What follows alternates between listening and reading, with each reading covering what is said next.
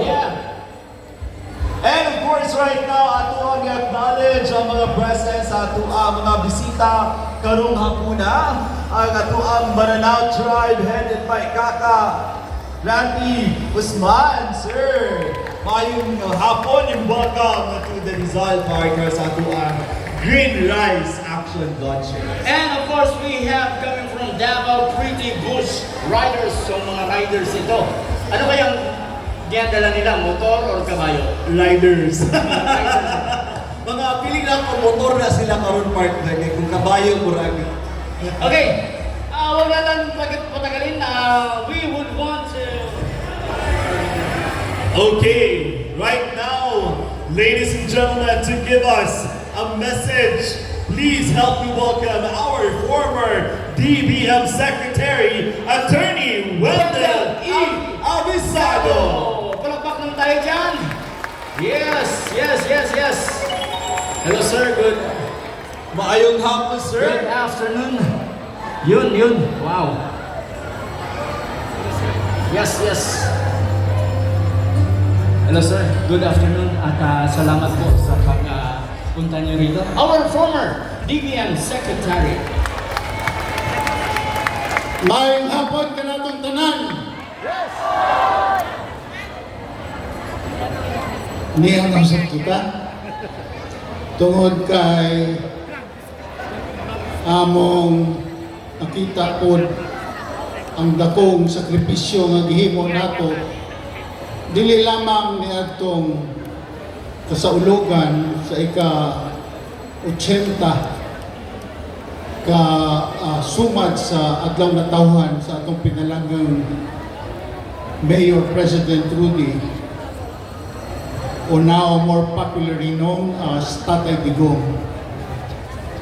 Apan ug tanawon gyud nato ug tinuod nato nga gimahal, gitagaan og importansya sa atong kasing-kasing sa atong kinabuhi ang labing taghanon gayud nga maayong binuhatan sa atong pinalanggang Mayor President Rudy Duterte. Kinahanglan usab nga ipadayon nato kining atong kalihukan. Busagani na tao ug namugna ang Green Rice Action. Green tungod ay nakita nato nga dunay paglaom. Taliwala ning dakong hagit nga atong ginaatubang karon. Rice ingon nga mubarog gayud kita. Kaya ato kanang katungod na sa batakang balaod kagaingon that the Philippines is a republican state and all power and authority emanates from the people. Gikan kanato mo manggani nga kinahanglan mo barok gayud kita. Tatakpan sa cameraman. Action ningon nga kinahanglan positibo ang atong mga pagabuhaton. Dili lang nga naalang sa hunahuna magpabilin. Apan kinahanglan makita gayud sa bagang duot sa katawhan. Ngawa kita maluya sa atong gisugdan. Ipadayon nato kini. May duman ninyo katong mga idarana panahon sa amahan ng galingkod karon nga pangulong nasod atong gipahimutang ang ginatawag nga Yellow Friday. O kamo makahinumdum pa gani buhi pa si Nanay Suling Duterte, siya ay nagpasiug na ni adto. Karon kita mismo mga Dabawenyo ato gayong barugan kini padayon nato ang atong pakigbisog hantod nga ibalik nila dinhi sa Davao City o sa Pilipinas ang atong landong mayor Presidente Rudy Duterte. I'd like to share to you tungod kay kini anaaman sa mensahe nga iyang in English man. Apan, tuguti ako nga ako kaning i-share kaninyo.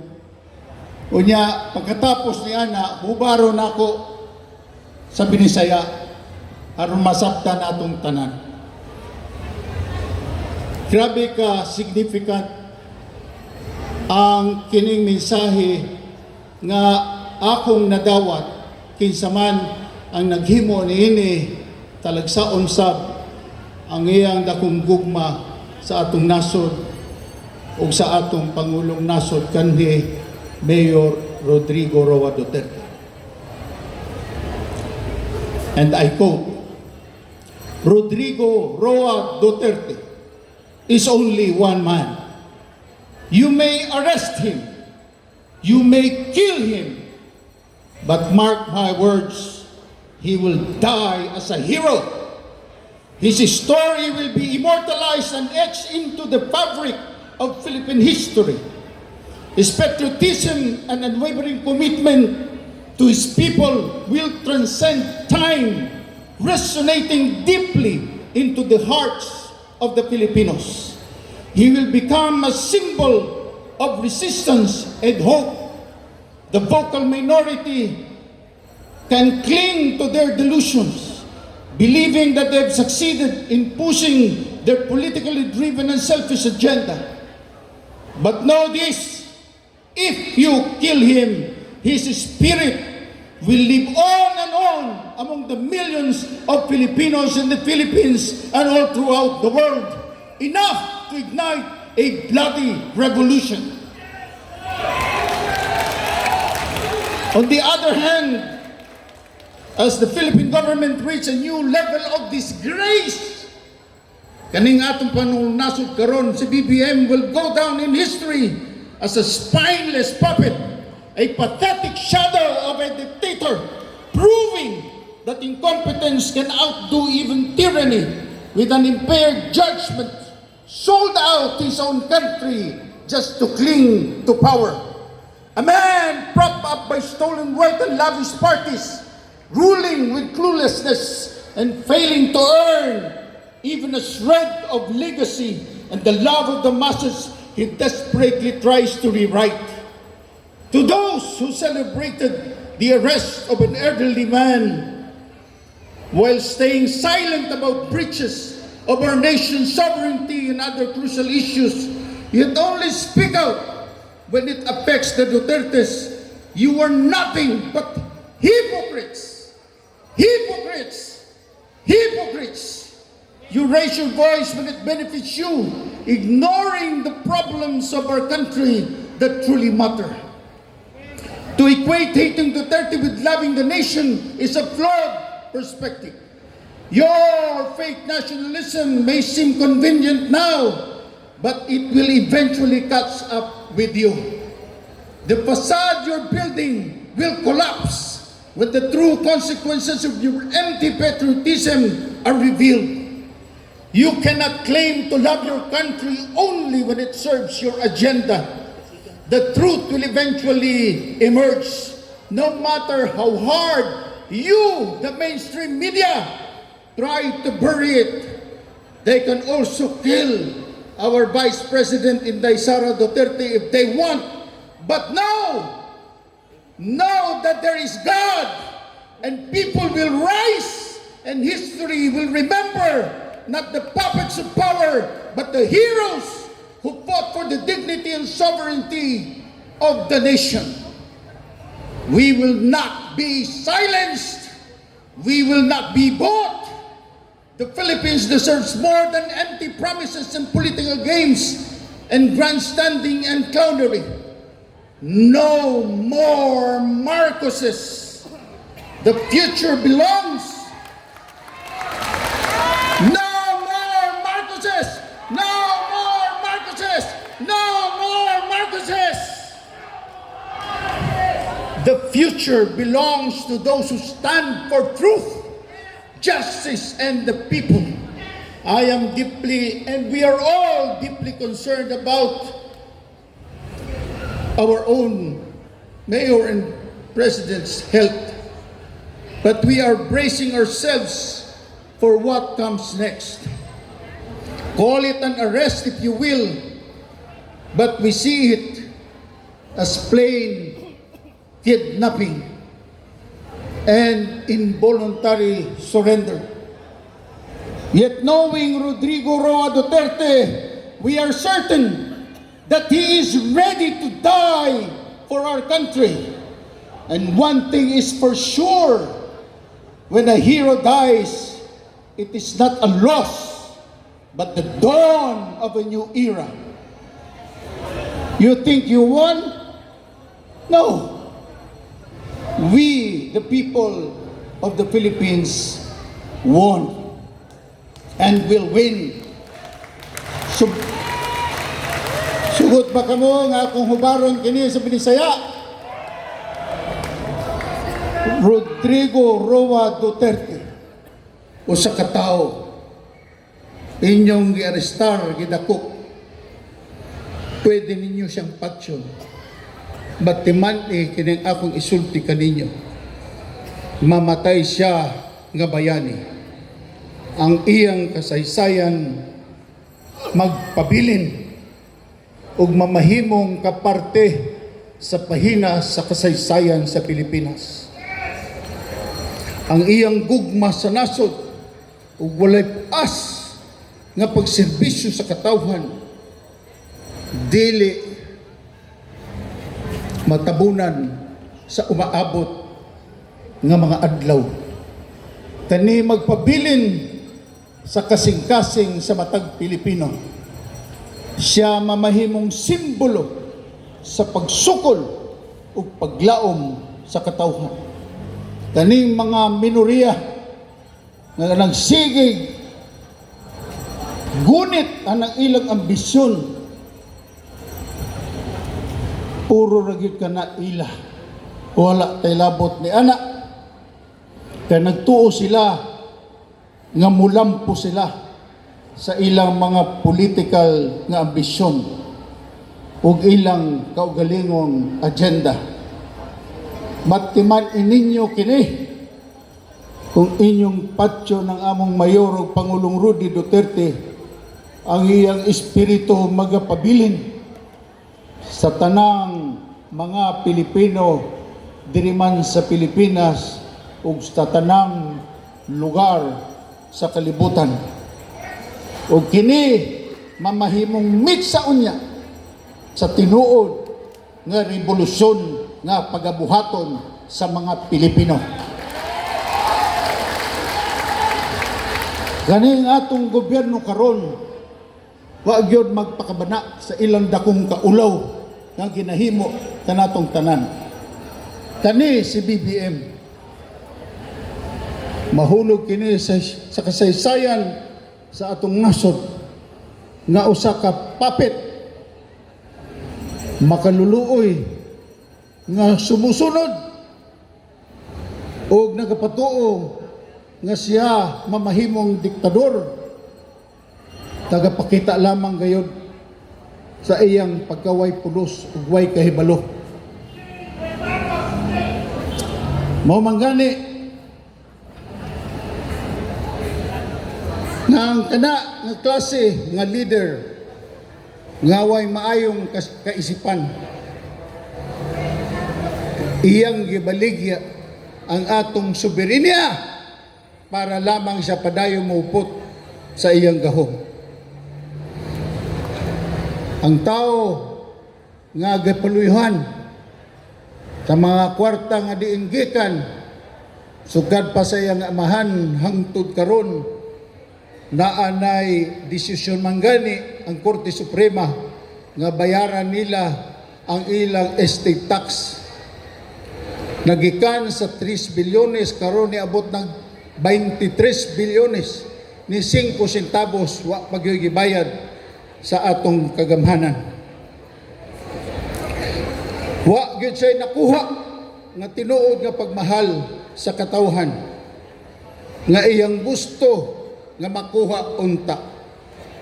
Katong mga minoriya nga nagsaulog na sa ilang kadaugan tungod sa pagdakop sa atong mahal nga mayor ug Presidente Rudy Duterte o nga nagpabilin lamang nga nagalantaw sa kasakit o kasubo sa mga Pilipino nga naapektuhan ni ining tanan, bisan pa sa pagdagmal sa atong soberenya o sa atong mga importante nga suliran nga wala gayud masulbad, apan igo ra nga moingon mirisi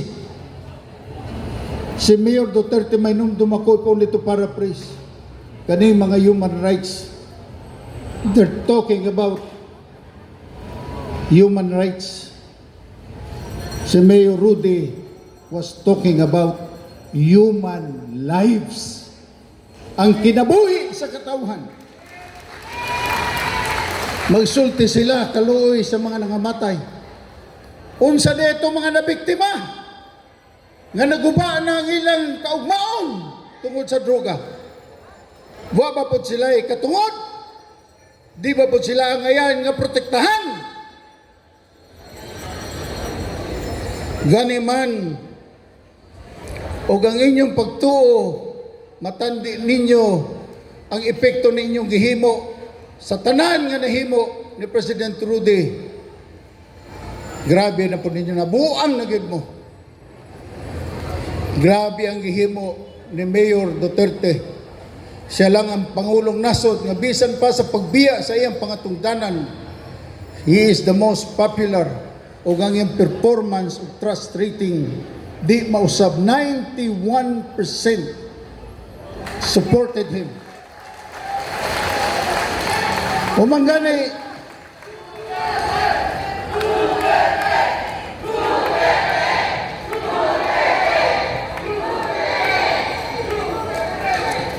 manggani nga kita nagatuo nga sa katapusan mugawas ra gayud ang kamatuoran. The truth will eventually emerge ug bisag unsaon paglubong sa mga media, mainstream media niini mga isyu, dili gayud nila kana matago. Bisan bang inyong planuhon nga inyo sa patyon si Vice President Inday Sara, suwayin ninyo! Kapantiman nga dunay Ginoo sa kahitasan. There's an Allah who will protect Vice President Inday Sara Duterte. Kung kita magapadayon sa atong mga pagabuhaton, if only ipakita nato nga ang mga Pilipino tinuod nga nagmahal kang Mayor Pangulong Rudy Duterte, kang Vice Mayor or Vice President Inday Sara Duterte, kang Mayor Baste Duterte, kang Congressman Pulong Duterte, bisan pa ang atong kaubanan usab magpakita og kaisog nga mo serbisyo ang atong kandidato pagka-congressman sa 2nd District, Omar Duterte. Yung sinigo nga gusto mo serbisyo sa City Council. Kita ang ayan nga tagaan nila og tinuray nga serbisyo, dili ayuda.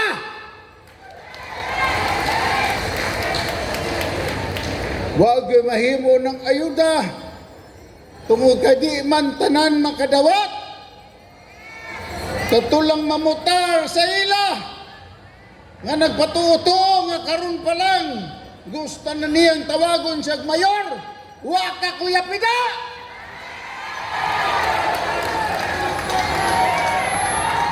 Pagani mo naong mga taga-kwarta dili mo amo ka ng kwarta. Animal ka!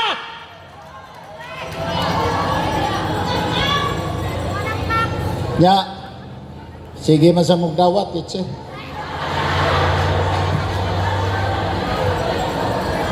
Karon, ang atong kaugmaon, kinahanglan mo barog kita sa kamatuoran, hustisya, kalinaw o kalambuan.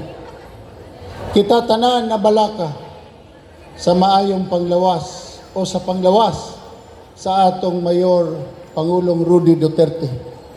Padayon kitang mag-ampo gayud kita para sa iyang maayong panglawas gataas pa nga kinabuhi. Giigong pa ba nato si Mayor Rudy? Giigong pa ba nato siya? Hinaot pa nga bidulot sa inyong kasing-kasing ang mensahe.